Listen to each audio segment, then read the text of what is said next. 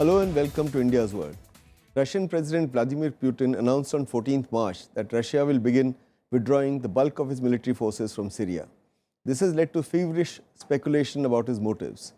Russia's military intervention 5 months ago was seen as a game changer in Syria. It helped secure the position of Bashar al-Assad's regime at a time when it was facing military setbacks. But what does the current shift in direction by Moscow mean? And what implications does it have for the peace process unfolding in Geneva? Does it mean that Moscow is ready to jettison Bashar al-Assad, who was saved by its intervention last September? Or is it meant to force the Assad regime to engage with the peace process with greater seriousness? To answer these questions and more, we have with us a distinguished panel of experts. We have with us Ambassador Nirupam Sen, an eminent diplomat. He's been India's ambassador to Bulgaria and Norway, High Commissioner to Sri Lanka, and permanent representative to the United Nations. He's also served in Moscow as India's Deputy Chief of Mission. And we have with us Professor A.K. Ramakrishnan, a well-known figure on this program. He teaches at the Center for West Asian Studies at the School of International Studies, Jawaharlal Nehru University, New Delhi. And we have with us my old friend, Ambassador Pinak Ranjan Chakravarty, another distinguished diplomat. He's been India's ambassador to Bangladesh and Thailand. He has also served in Indian missions in Karachi, Tel Aviv, Jeddah, Cairo, and London. I welcome you, gentlemen, to this discussion. Ambassador Sen, let me begin with you. What did Russian President Putin mean when he said that Russia has fulfilled its military objectives in Syria and was therefore withdrawing the bulk of its troops from that country? Well, I think its military objectives were firstly to shore up the Bashar al-Assad regime, which might have collapsed. Secondly, to destroy, to the extent possible, his opponents, the various terrorist and semi-terrorist organizations fighting to overthrow him through strong military strikes. And thirdly, which is sometimes, not very well appreciated, also to neutralize through a variety of measures, including the S-400s and so on, Turkey's neo-Ottoman ambitions.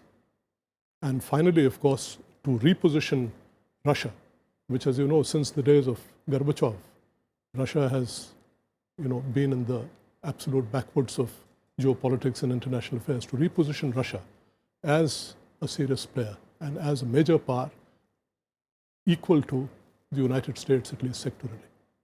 Okay, Professor Ramakrishnan, wasn't Russia's stated goal also to fight the Islamic State and other militant groups, because a number of Russian nationals and people from other erstwhile Soviet nationalities were fighting with them? Now, would you say that the Islamic State has been weakened sufficiently by Russian intervention, and has that objective been fulfilled? Even though that is a stated objective, that was not the main objective. The main objective of the whole Russian endeavor was to support the Assad regime and give that advantage to the Assad regime, which was whose power was shrinking substantially. And therefore, even though bombardments on a large scale was conducted against the Jabhat al-Nusra, that area, ISIS is not weakened substantially by this endeavor. And therefore, fighting terrorism in that sense has not been achieved. That goal is not met by the Russian intervention. Okay. But the other goal is the most important one. And that has been met, you think? I think so, because the balance of power shifted towards the government, and that is achieved. Pinak, do you agree with Ambassador Sen in his analysis of a resurgent Russia, showing that it can operate militarily and politically outside its borders, and it has a modern military, showing off its weaponry and what have you, its capability to militarily intervene and show off its recovery from the post-Soviet decay that people thought Russia was suffering from? In a sense, yes, but don't forget the Russian economy is not doing well. It has gone down. Oil prices are low and will continue to remain low.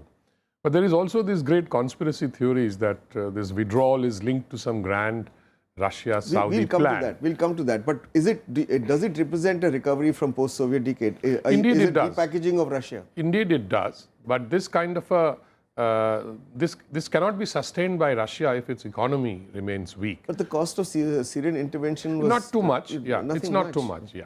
But also don't forget that the drawdown, as the Americans would call it, or the reduction in the forces and the assets, military assets, is about 50% or so, because they'll continue to maintain the Air Force base and there's no reduction in the naval forces, by the way, in the Mediterranean, in the Eastern Mediterranean.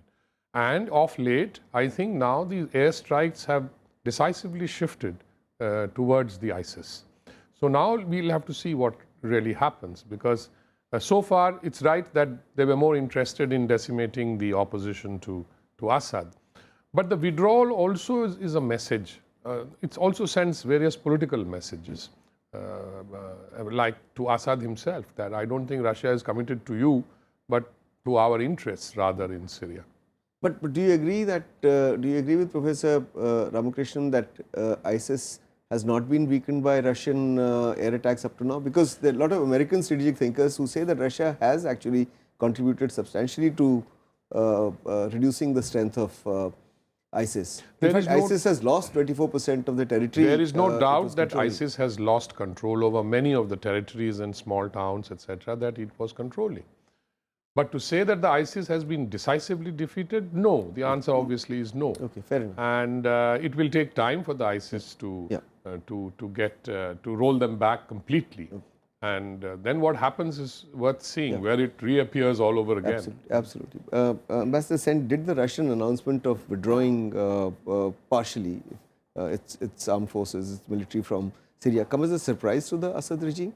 And if it did, can one surmise, therefore, that the distance between Moscow and Damascus has grown as far as continued military strategy is concerned? No, I wouldn't say that. Because, you see, because if you look at Russian objectives, I mean, Russia basically, I mean, it belied all the expectations of NATO and the United States, not just about the point you mentioned, that is about its military capability and its military equipment, but also that it would be bogged down. It was not bogged down because it was not really trying to do regime change in the American neo-colonialist manner, but it was trying to shore up an existing regime that controlled the state. So it wasn't bogged down, it succeeded in shoring them up, and because its objectives, its military objectives, as well as its objectives in the larger West Asia and vis-a-vis Turkey, depend on a strong secular regime in Damascus. Therefore, it is not a question of Assad. I don't think the Russians would agree to anything which doesn't have a strong secular element, which means essentially a Ba'athist element. It is not just Assad as a person. So in that sense, their commitment remains, and Putin has made it very clear in two ways. One, by keeping intact their 400 batteries, which prevent any kind of no-fly zone by Turkey or the United States or anybody. And secondly, by maintaining, as Pinak said, its naval forces and a good part of its Air Force. So therefore, the maintenance of its position in West Asia and the world depends on this. So I think the signal to Assad is merely this, that you should engage in these negotiations, be flexible. It is not that we have abandoned you, not at all. All right. We need to take a break at this point. We'll be back again with this discussion in a bit. Stay with us. Don't go away.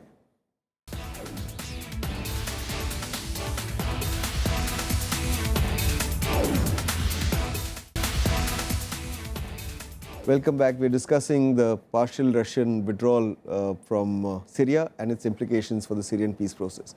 Professor Ramakrishnan, do you think, as Ambassador Sen seems to be suggesting, that the signal that Moscow is sending is that it will not facilitate a total victory for Assad, that's not committed to Assad, and that instead of the military victory, Assad and his regime should more seriously address the negotiations and the peace process?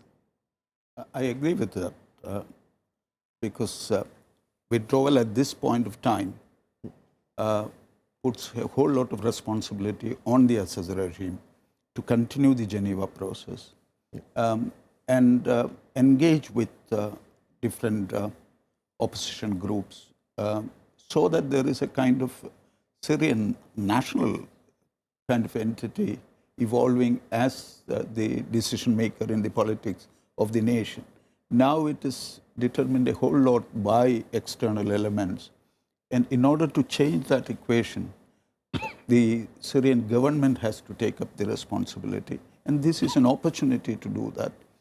And it's a signal for Assad that Russia will be there to protect it as a significant entity within the country, but not to resolve all the politics of domestic Syrian affairs. That has to be done by the government by talking to oppositional forces. Pinak, is this why Russia's pushing this strategy, as Professor Ramakrishnan has said, but at the same time has not ruled out the use of a military strategy at a future date should the need arise? That's why they've kept the Tartus naval base and the Latakia Air Force base. The shadow of a military strike in the future remains. And that is why you have a fair amount of military assets still in Syria, Russian military assets. They are rotating some of the assets and changing the quality of some of the assets, having more, for example, military helicopters and attack helicopters. So clearly that indicates that there will be future strikes, but the direction of the strikes might change. Well, airstrikes are taking place even as we talk on ISIS territory. That's right. But hasn't Putin himself said that should the need arise, Russia can build up its military assets there within a few hours? Yes, he has said so. And I think he is leaving that door open, that if necessary, we'll come back in with larger forces and we will do what has to be done in terms of pushing our interests in Syria. Which of course includes a settlement among the Syrians themselves. And as Ambassador Sen talked about, that they would not like obviously an extreme right-wing regime, but there is a strong Ba'athist element in Syria and in Iraq, which were the two bastions of the Ba'ath party. So it would be in their interest to bring back some kind of a Ba'athist regime back in Damascus. Ambassador Sen, what is the long-term strategy of Russia, not only for Syria, but for the region? I mean, you can't operate with Syria alone unless you have a bigger strategic vision for the region. Yeah, I think the main strategic objective is, in my view, threefold. See, one is that, which many have not noticed, is partly the withdrawal is also aimed at several European countries who are very unhappy with the Franco-British gung-ho approach. So by withdrawal, he has addressed them and their concerns. So that is purely diplomatic, which will also, in his view, add to a much more objective, if one may say so, if not rational, approach to West Asia. Second is that West Asia, he cannot allow what happened under Medvedev, Gorbachev, and Yeltsin. So in that sense, I said it is a reversal.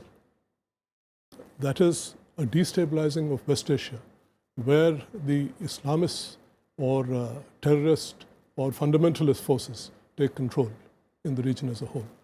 The other is the borders themselves. That is why Russia, the main thing is that, as I said at the beginning, it has prevented Erdogan, that is Turkey today, their neo-Ottoman ambitions to create a Sunni state in the Euphrates Valley. So that is why Aleppo, they have ensured that Assad retains control, takes back most of Aleppo. So therefore, future battles may take place around Idlib or Mosul even. So therefore, Putin must keep alive this question of a strong Russian military, a capacity for rapid intervention, which incidentally has shocked NATO. Even the United States has, look at Obama, the sarcasm with which he now speaks about Cameron and Sarkozy. It is not insignificant. His interview to the Atlantic on the weekend. So he now recognizes that Russia is not what NATO and the United States assumed it was. It is not. So therefore, so he has already established this. So this he has to ensure that at least in West Asia, what happened under his predecessors, immediate predecessors, does not happen again, because that is inimical to Russia's state. Okay. Professor Ramakrishnan, there's elation amongst Syrian rebel groups that Russia has withdrawn. posters saying, "Thank you, Russia," and as if they're going to take over now. Now, do you think this partial withdrawal by Russia will be used by these rebel groups to either expand the territory under their control or consolidate their power or their hold over the territory they control? Would they be allowed to take military advantage of this situation while Geneva peace talks are going on? And who will prevent them from taking advantage? I think they will not be allowed beyond a point to take military advantage of this situation. What Russia and the whole process, the Geneva process wants, and Russia's withdrawal is a signal, as was pointed out, to the rest of the world that the peace process should continue. And therefore, the rebels have to be part of the peace process. Now around several groups are joining. The Russian media says that some 43 groups have joined recently into the peace process and so on. So the pressure is on them to be part of a political process. Otherwise, if the military conflict continues, Russian entanglement further into the Syrian conflict will not be good for it. Its objective of keeping the regime intact and then proceeding with a political and a peace plan is on course in spite of what. And also now it can concentrate, because the ISIS and Jabhat al-Nusra are not part of the peace process. It can now concentrate on the ISIS. Okay. And that bombardment is going on, and that is the main focus now. Okay, we need to take a break again at this point. We'll be back again in a bit. Stay with us, don't go away.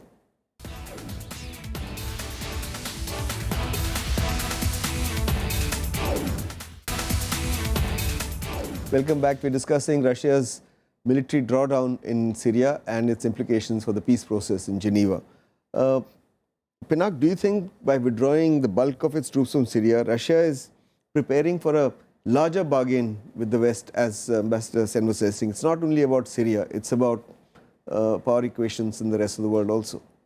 There are several messages in this withdrawal. One, of course, is towards the Europeans and to the West, that look, we came in for a purpose and now we are going. We don't intend to get bogged down here. And that is about the sanctions that Russia is still facing from Western financial and other institutions, and that we are willing to play ball. It is also telling the Europeans that by withdrawing and reducing the kind of military strikes, etc., the flow of refugees might also, because ultimately they are all landing up in Europe. Secondly, I think the message, of course, we discussed that, is to Assad himself, that, please cooperate. Yeah. And third would be the larger game of the energy issue, which I think Russia has suffered a lot because of low energy prices, particularly oil. So I think there may be, in fact, if you look at the Saudi Arabian newspapers today, they are quite elated, and they are saying so openly that, so it must be a signal from the Saudi government, because nothing in that country is written without their approval, in their press at least. So I could see that Saudi Arabia has welcomed it, and clearly there is speculation that there may be a larger game plan. And as you know, What has Saudi Arabia welcomed? I'm sorry? It has welcomed the Russian withdrawal. And so there is speculation that there could be a larger sort of a understanding between Russia and Saudi Arabia. And like OPEC and Russia have now reached a decision to freeze, although some have denied that there is a freeze in the production, which would basically stabilize oil prices. Yeah. Okay. So there is that aspect as well. Okay. And I think by doing all this, Russia is really creating opportunities for a successful, maybe a peace process, okay, and people to talk and get out of this mess. Ambassador Sen, although Moscow failed to use its clout in Syria to convince the United States either to lift sanctions or to push the Ukraine peace talks in Minsk forward, but do you think that it might succeed with Europe, as Pinak has been suggesting? Yes, I would think so. I would think so. Because, you see, the point is that because policies change very slowly. And, political psychology is such that one is not convinced immediately to change course. But the fact of the interview, which Pinak also was aware of and referred to on the weekend to the Atlantic Monthly, and the earlier criticism of Cameron and Sarkozy, at least indirectly, shows that slowly the reality is sinking in, that Russia has to be a partner, has to be a part of the solution, rather than being seen purely as an enemy or an opponent or a problem. So I think gradually he would achieve that objective because, quite clearly, he has demonstrated that it is a new Russia, a new military capability, which is rapid, which is modern, and therefore he has got out of the traditional syndrome, which was either to fight on indefinitely with 19th century methods, as in Afghanistan, which is what the Soviet Union did, or to go in for abject surrender, which is what Gorbachev and Putin did. In fact, about Gorbachev, during his time, somebody said that we need a Bismarck because he unified Germany and made it strong. So the other Russian says, well, we have Gorbachev. He has also unified Germany and made it strong. So I think, he has got out of that syndrome, which is a very, very crucial fact of historic significance. Yeah. And thereby establish parity with the USA, at least sectorally, at least within the West Asian region. Professor Ramakrishnan, Pinak referred to Russian action in Syria stemming or even stabilizing the flow of refugees to Europe. Would it make some European countries well disposed or better disposed towards Russia so that when it comes to lifting the sanctions in July, when the EU meets to discuss that, some of them may actually not go for automatic renewal because EU sanctions require complete unanimity. You only need one country to break away from it. And Italy and Hungary have already said that renewal need not be automatic. So let's say if Italy is the candidate for breaking away from that consensus, then would you see European sanctions being lifted on Russia? The possibility cannot be denied now because, the Europeans understand and the Americans understand that their policy on Syria and towards the region faltered from regime change to where they have reached now. The Russian strategy has been more or less consistent, and therefore it is yielding some results. And there is a window of opportunity now through the process. So if this has to be continued, then the traditional kind of opposition and rhetoric against Russia and the sanction regime, that cannot continue as in the past. There is an opportunity for them to come out and of that. That may happen in July. That bind. That can happen. Okay. Pinak, there is a new opposition rebel group that's landed in Geneva. It's being referred in the Western media as the Moscow Bloc.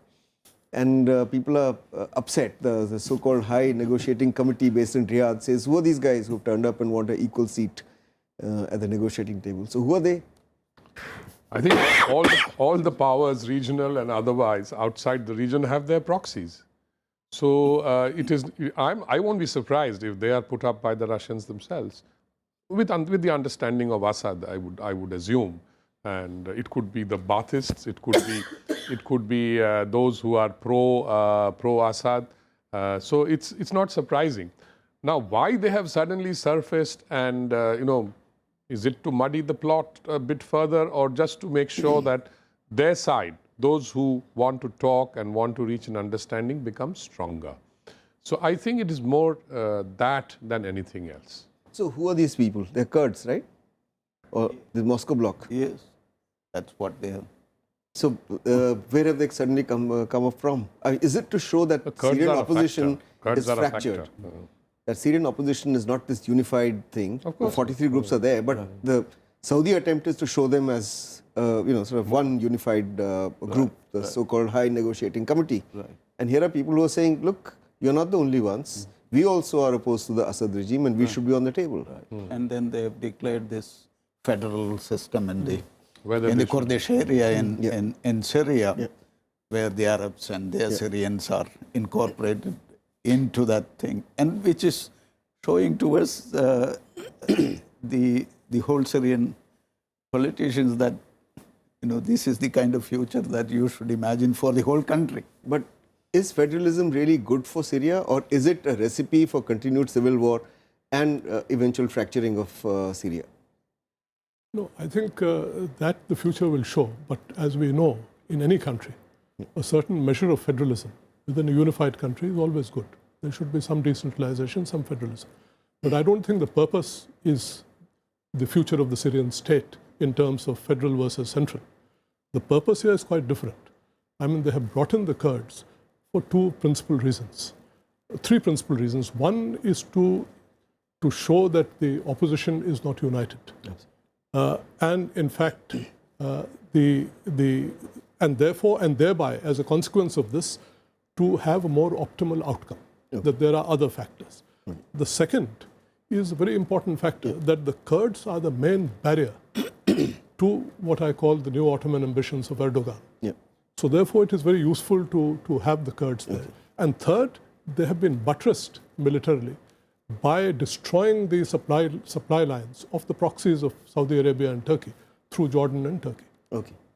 So I think Russia is playing an extremely sophisticated game. Okay, but we've really run out of time. Yeah, quickly. No. And they are the main force which can resist the ISIS. Absolutely. Yeah. So we've run out of time. I'd like to thank all of you, Ambassador Pinak, Ranjan, Chakravarty, Professor A.K. Ramakrishnan, Ambassador Nirupam Sen. Thank you for coming here and participating in this discussion. That is all we have for you today. We'll be back again next week as usual. Until then, goodbye and thanks for watching India's World.